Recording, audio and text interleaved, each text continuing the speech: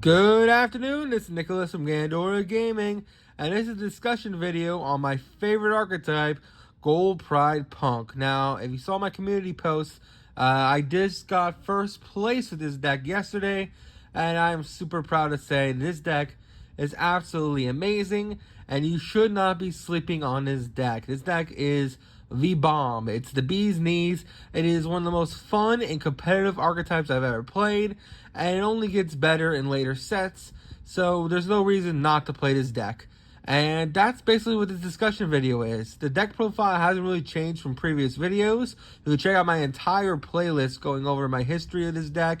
I've been playing this deck since the channel began, since before the channel began, and this is really just my pet project. I update this deck every week or every 2 weeks, just showing you my progression with punks and why this deck is just amazing. So that's basically what this video is about. I got first of it yesterday, and a lot of people in this format are still sleeping on this deck.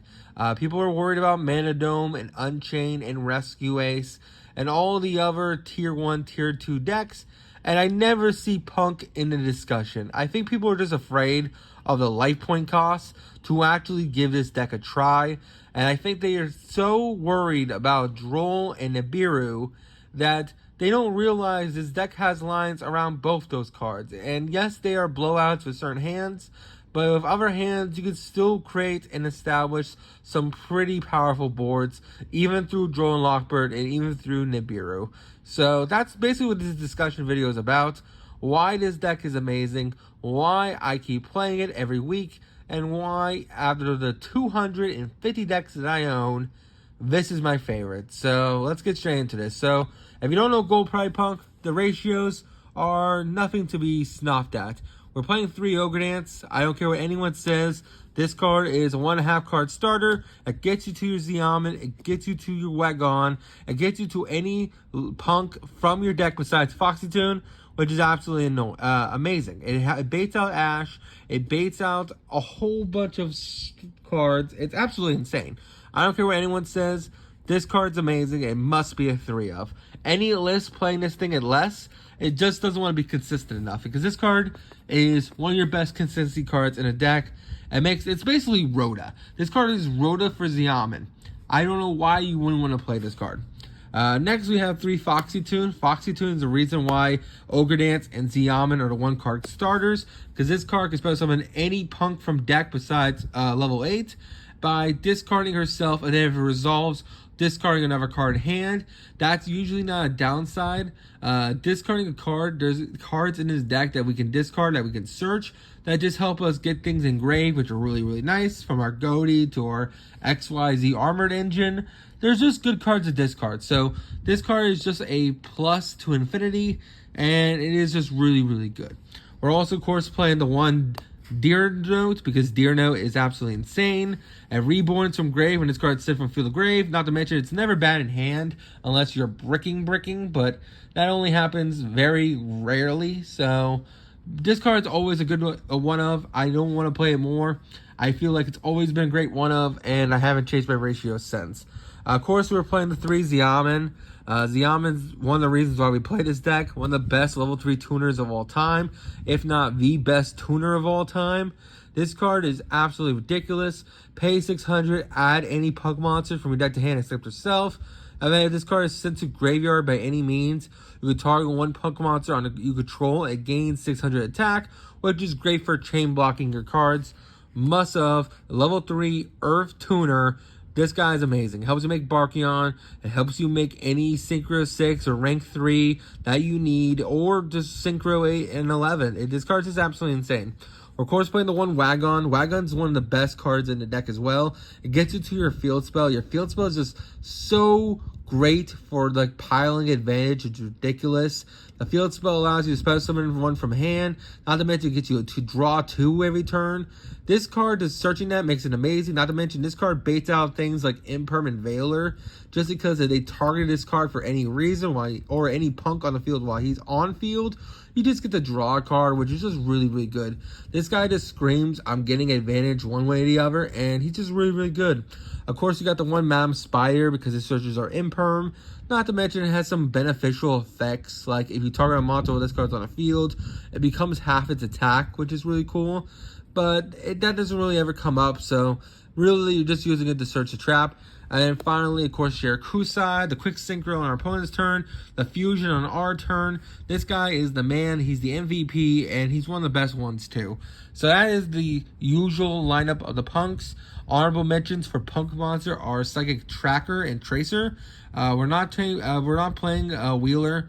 Wheeler is just not in this build. Once the Goblin Riders come out and this becomes a 50 card list, then we'll put him back in. But for now, we're just taking Tracker, and that's all you really need. The reason why I play him over Wheeler is because he's a non-tuner level 3, and he's also an Earth. So he's just really, really great, and overall a great card in general. We're also, of course, playing the one Ghost Ogre, a Snow Rabbit. It's searchable. Ghost Ogre is actually a clutch card in this format. It's good against Flew Under Rees by Ghost Ogre in their field spell. It's also just good against like continuous spells and traps in general. Your opponent's activating like what's it called? Their adventure package. You're trying to use the continuous spell. You just Ghost Ogre it. That can win you a lot of really powerful games. This card is just a really good one-of. It doesn't need to be a 3-of. It is only once a turn. It's just a clutch card to be able to search and keep going from there. Not to mention, I also e-telly this card out just to be an interruption as well. So this card's always fantastic and always great to see in hand or just in deck to search. Of course, we're also playing 3 Ash Blossom and Joyous Spring. I can't wait for the 25th anniversary so we can get the updates on the Ash Blossoms. Same thing goes for Veiler. I can't wait to rarity bump these cards. This is the only deck out of my 250 decks that I want to max rarity. Sadly, Tracker doesn't have a higher rarity than he is now, which is rare. But I do want to max rarity the Joyous Springs, the Veiler, and maybe even the Ghost Ogre. I kind of like how the Ghost Ogre's alternative art, so maybe I'll keep that one. But I just really like the rarity bump these guys because they're really, really good. Drool I'll probably keep just because he's the gold rare.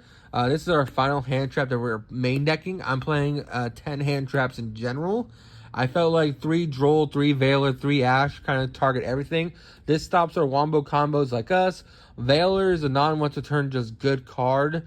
You can play Imperm, but I prefer Veiler because we can draw during the end phase. We can also draw on our opponent's turn. So because of that, Veiler is always more live, and I just like that better.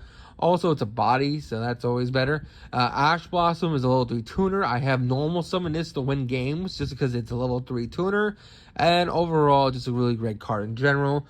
And Ghost Ogre, again, is the one of searchable that's actually clutch this format. So that is it for our 10 hand traps. Let's talk about our engines. We're, of course, playing the one Goaty.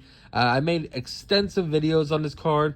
Yes, it is goofy. It is ridiculous to think this card's actually insane, but again, we can make Synchro 6s really, really easy, and this gives us a line through Droll, which is really, really great, and that's why I really love this card, because it allows us to have access to interruptions without searching, which is really, really powerful. Not to mention, a quick Synchro into a Banish is just really, really good, especially against decks that can play field spells, or continuous spells, or back row, so being able to banish whatever you need on your opponent's turn is just really, really good. Plus, it sets up a Baron for either turn 1 or turn 2, which is also really, really good.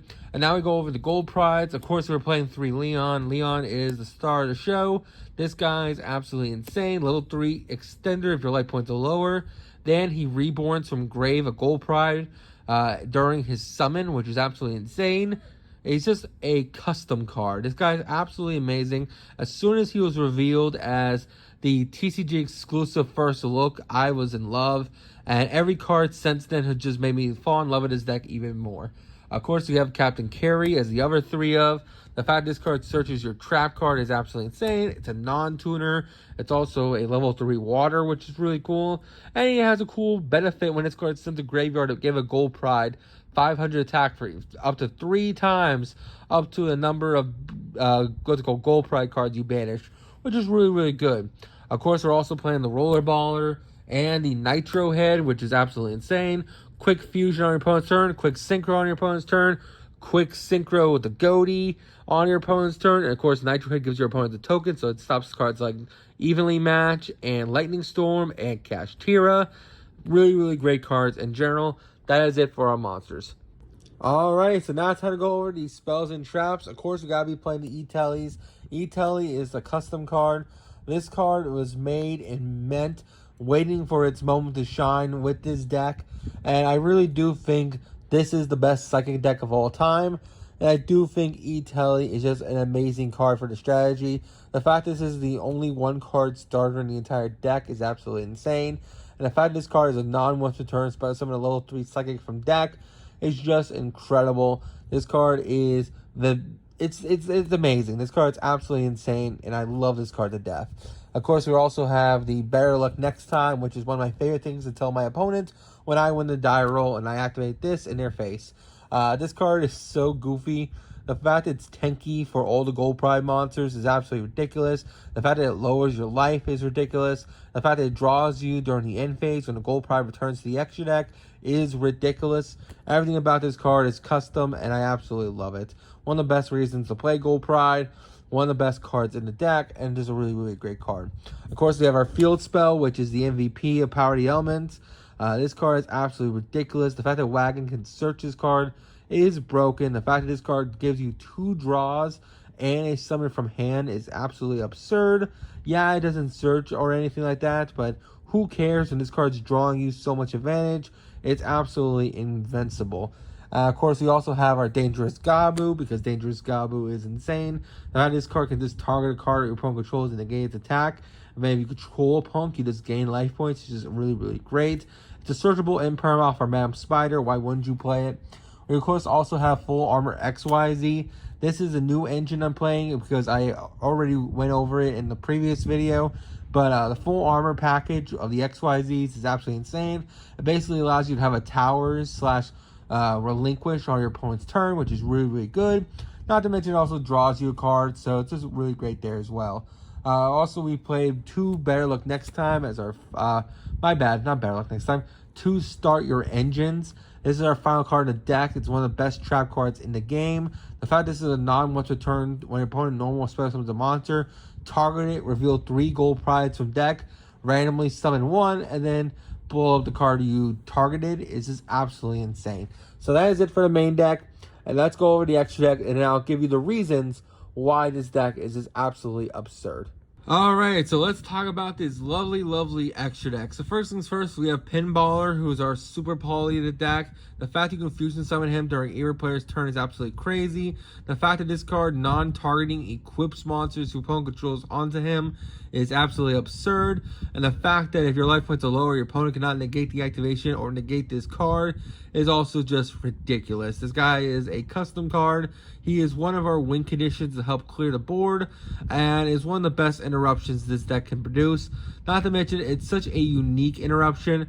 A lot of decks have non-targeting removal, but the fact that this card doesn't banish, it doesn't return back to deck, it doesn't compulse, it equips to him is just an absolutely busted effect, and overall just a great card in general.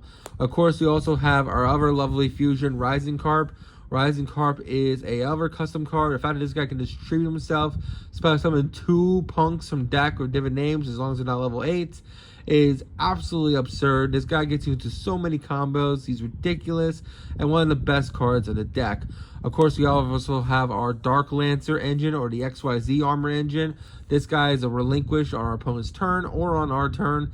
And the fact that we have the ability to make this guy a 5,000 beat stick that's untargetable, that also can die once per turn, is just really, really powerful. And a lot of people aren't prepared for this guy.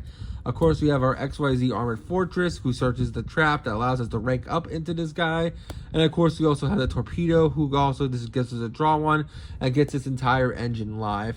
For our final XYZ, until the Goblin Riders come out, we also have Chariot Carry, the Dante of the deck.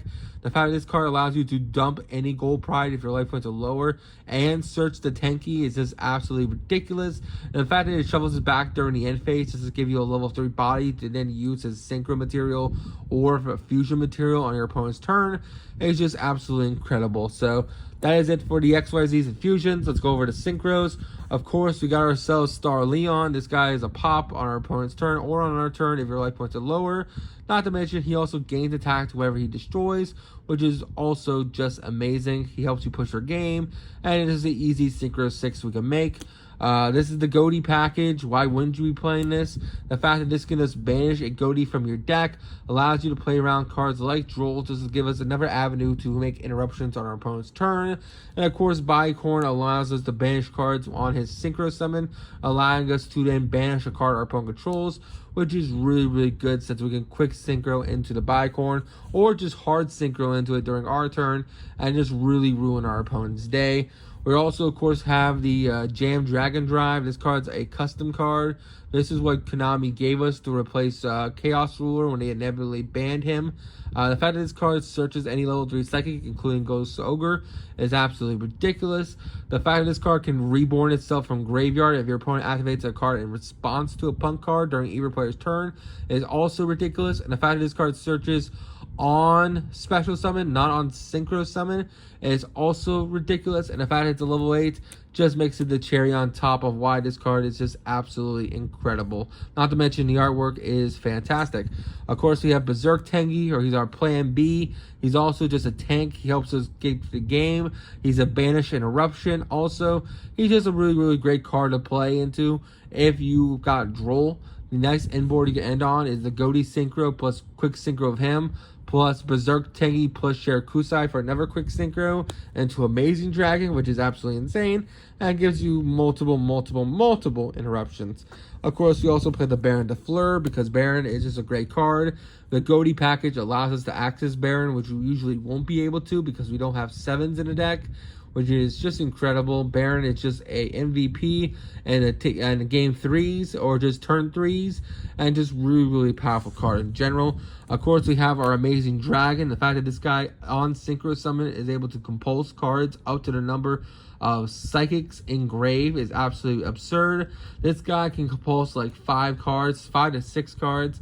It's absolutely ridiculous, and especially since they're doing it on our opponent's turn, allows us just to help push for game. With this guy allowing you to have a double attack as well if you use him as secret material, just gives this guy the ability to push, and ultimately clutch games. And of course, we can't play Gold Pride Punk without mentioning our MVP, that being Psychic and Punisher. This guy is the MVP. He is the GOAT. He is our Plan B, C, and D. He is our win condition. He is our boss monster. The fact that this guy is a towers unaffected by activated card effects, and the fact that he gains attack equal to the difference of our life points when our whole deck's gimmick is paying as low as possible, is just absolutely absurd. It makes our life points a resource, which is absolutely incredible. Also, the fact that this guy can once per turn during the main phase just banish a card by banishing a monster we control is just icing on the top to make this card just a unbelievable boss monster, and one of the best reasons why to play this deck, because as you notice, this deck has access to everything. We have a quick effect XYZ that relinquishes our opponent's turn. We have a quick effect fusion that equips cards non-targeting super poly style. We have a quick synchro into a banish. We have a quick synchro into a pop. We have Berserk Tengi, who's a banish. We have an Omni Negate in Baron. We have a Towers in Second and Punisher, not to mention a win condition because he can also just OTK really easy. And we have a quadruple, if not sextuple, Compulse and Amazing Dragon, who's also a reborn. This deck is the definition of toolbox. This deck can play and make so many unique boards and have so many different answers to different strategies. It's absolutely ridiculous. And that's basically the reason why I love this deck. This deck can make quick synchros, quick fusions, and quick XYZs on our opponent's turn, which is also just amazing. But the reason why I love this deck so much is because it's very toolboxy. The fact you have access to so many different types of mechanics is absolutely incredible. The fact you have so many different kinds of unique removal is just really amazing. And a lot of people don't have answers to a lot of your cards. No one's expecting you to quick XYZ into a relinquish. No one's expecting you to make a towers on your turn. No one's expecting you to compulse 6. No one's expecting you to banish and pop and equip your opponent's monsters and banish them. There's so many like unique removals this deck has that no deck can be ultimately prepared when this deck just starts going off. And that's what I love about it. The deck makes so many goofy and unique plays that people have to keep on their toes, man. One guy at my locals, I'm not going to say his name, he's even main decking Ghost Reapers, and he's put Second Hand Punisher in the deck just to counter me. Like, no joke. That's just hilarious in my opinion. And if I can convince people at my locals that need to fear this deck, then I think I can convince you all that this deck is just the bee's knees, and you need to take it seriously at your locals, at your regionals, and at your YCSs. Because if this deck sneaks up on you, you're not going to be pretty, because this deck has the potential, if not already has the ability, to win games. We're just waiting on the pilot, and we're just waiting on someone to take it there. So hopefully that'll be me. Hope you all enjoy. Don't do anything stupid. And I'll see you all in the next one. Take care. Bye-bye. Also, if you just want a fun deck this format, this deck is the most fun deck ever. The fact that it doesn't really focus on negates, it focuses on interruptions. The fact that it plays on your turn as much as your opponent's turn is just absolutely incredible. And the fact that this deck tests you on rulings, on life points, on everything is just amazing. This deck encapsulates everything I love about Yu-Gi-Oh! And that's why I love it. I hope you all enjoy. And if you want a really fun deck, this is the deck to play. I really want to see your opponent try to read and try to defeat a Second Hand Punisher, because this guy is a MVP killing machine, and I just love this deck. So I hope you all enjoy. Don't do anything stupid. See you all next one, and bye-bye.